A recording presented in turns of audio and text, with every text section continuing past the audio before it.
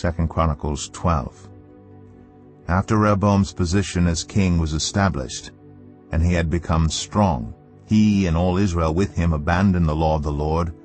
Because they had been unfaithful to the Lord, Shishak, king of Egypt, attacked Jerusalem in the 5th year of King Rehoboam, with 1,200 chariots and 60,000 horsemen, and the innumerable troops of Libyans, Sukkites, and Cushites that came with him from Egypt.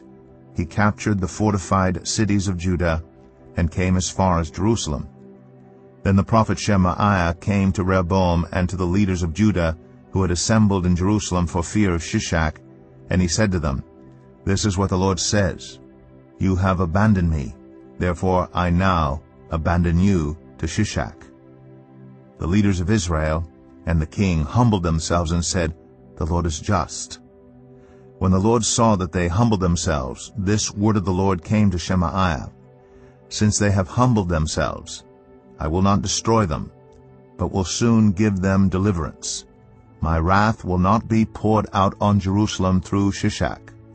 They will, however, become subject to him, so that they may learn the difference between serving me and serving the kings of other lands." When Shishak, king of Egypt, attacked Jerusalem, he carried off the treasures of the temple of the Lord and the treasures of the royal palace. He took everything, including the gold shields Solomon had made. So King Rehoboam made bronze shields to replace them, and assigned these to the commanders of the guard on duty at the entrance to the royal palace. Whenever the king went to the Lord's temple, the guards went with him, bearing the shields, and afterward they returned them to the guardroom.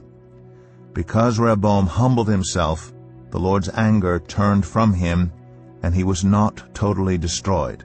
Indeed, there was some good in Judah. King Rehoboam established himself firmly in Jerusalem and continued as king.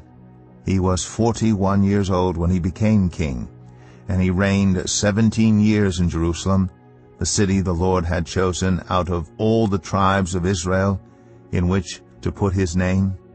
His mother's name was Naamah. She was an Ammonite.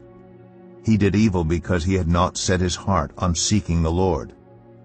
As for the events of Rehoboam's reign, from beginning to end, are they not written in the records of Shemaiah the prophet and of Iddo the seer that deal with genealogies?